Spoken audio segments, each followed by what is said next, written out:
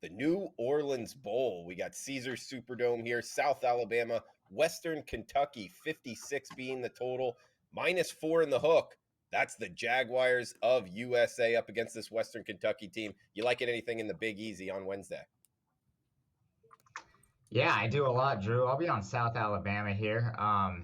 This is a Jags team having by far their best season since joining FPS in 2012, 10-2 on the year. And let's take a look at those two losses. One was to UCLA on the road by 1, and the other was to a very good Troy team.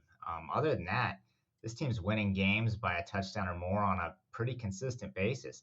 Look, the defense is fantastic. They're giving up just 304.5 yards per game, and they rank fifth at 88.7.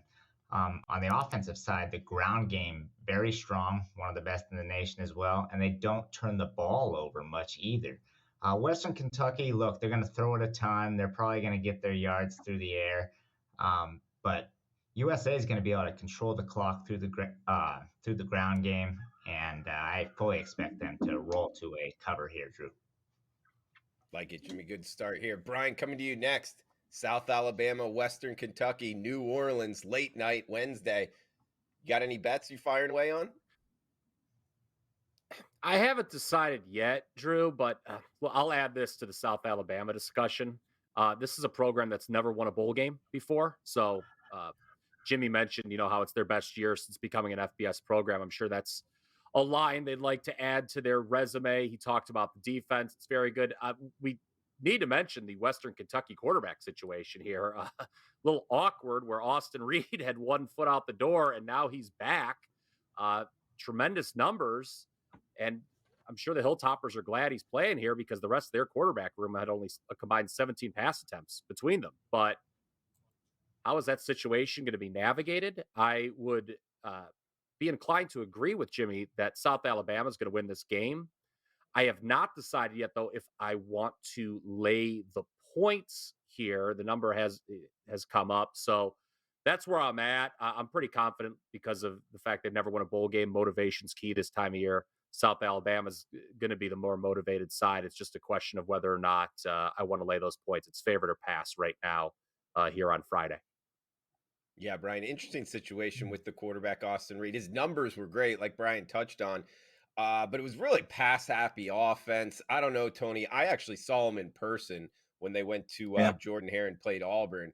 I wasn't very impressed with him. I mean, he wasn't a very athletic guy, not very big, didn't throw the ball that well down the field. So I don't know, really how much, even how to handicap that, because he leaves, then he comes back. Is that a good thing? Is that a bad thing? Kind of weird, but South Alabama, Western Kentucky. What are you thinking here, Tony?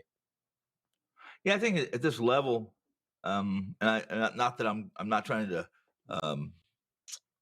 discredit or discount this level of football, but at this level of football, it is difficult to handicap exactly what you just outlined.